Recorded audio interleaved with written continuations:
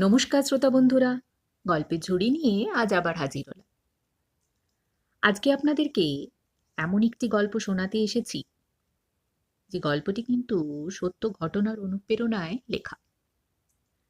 তবে প্রথমেই বলে রাখি, ঘটনাটি বাস্তব, তবে গল্পে রূপ দেওয়ার জন্য নাম ও কিছু বর্ণনা বদলানো হয়েছে। তাহলে চলুন আর দেরি না করে শুরু করি আজকের গল্পটি।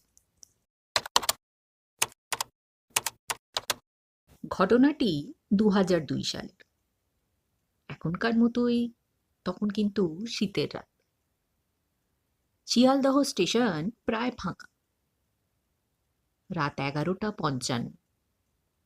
এই সময় শেষ লোকাল ট্রেনটি ছাড়বে বনগাঁর দিকে। রেলওয়ের টিকিট পরীক্ষক অনির্বাণ বাবু নিয়ম মতো কামরা ঘুরে দেখছিল।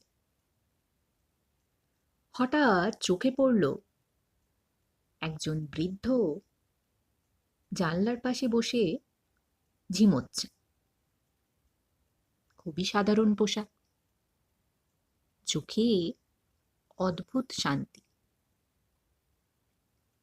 টিকিট চাইলে বৃদ্ধ ধীরে ধীরে বললেন, বাবা, টিকিট নেই, কিন্তু আমাকে নামিয়ে দিও না। আজ খুব দরকার বাড়ি পৌঁছানো। নিয়ম অনুযায়ী অনির্বাণবাবুর উচিত ছিল জরিমানা করা বা নামিয়ে দেওয়া, কিন্তু কি এক অজানা কারণে তিনি কিছু বললেন না।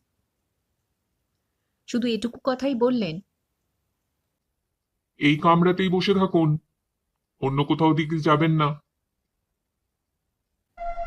ট্রেন চলতে শুরু করল। কয়েক স্টেশন পর অনির্বাণ আবার এলো সেই কামরা।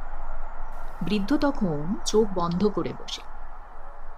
অনেক ডাকাডাকিতেও তিনি কোনো সাড়া দিলেন না। অনির্বাণ হাত ছুঁয়ে দেখতেই চমকে উঠলেন। বৃদ্ধের শরীর সম্পূর্ণ ঠান্ডা। তৎক্ষণাৎ খবর দেওয়া হলো। পরের স্টেশনে ট্রেন থামিয়ে পুলিশের। জানা গেল বৃদ্ধ লোকটি আসলে হৃদরোগে আক্রান্ত ছিল। সম্ভবত ট্রেনে ওঠার আগেই অবস্থা খারাপ হয়ে যায়। তার পকেট থেকে পাওয়া গেল একটি কাগজ। সেখানে লেখা ছিল তার মেয়ের ঠিকানা। পরদিন খবরের কাগজে ছোট এই খবর ছাপা হয়। হেডিংয়ে থাকে, শেষ ট্রেনে বাবাকে ফিরিয়ে আনলো অচেনা এক টিকিট পরীক্ষক। মেয়েটি এসে জানায় তার বাবা গ্রামে একা থাকতেন। হঠাৎ ফোনে বলেছিলেন, মা, আজ কলকাতায় যাচ্ছি, যদি ফিরতে পারি তোমাকে একবার জড়িয়ে ধরবো। তিনি আর ফিরতে পারেননি। কিন্তু অনির্বাণবাবু আজও বলেন, নিয়ম ভেঙেছিলাম সেদিন, কিন্তু যদি নামিয়ে দিতাম হয়তো বাবাটি রাস্তাতেই মারা যেত।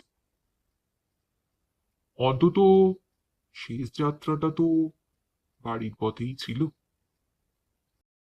কখনো কখনো মানবিকতা নিয়মের থেকেও বড় হয়। এই সত্যটাই সেই রাতে ট্রেন শিখিয়ে দিয়েছে। এই ছিল আজকের গল্পটি। গল্পটি যদি আপনাদের ভালো লেগে থাকে তাহলে অবশ্যই একটি লাইক করুন। আর আমার সকল নতুন শ্রোতা বন্ধুদের কাছে অনুরোধ থাকবে গল্পঝুরি চ্যানেলটিকে সাবস্ক্রাইব করে চ্যানেলের পাশে থাকার জন্য। তাহলে আবার হাজির হব নতুন কোনো গল্প নিয়ে। সবাই ভালো থাকবেন। নমস্কার।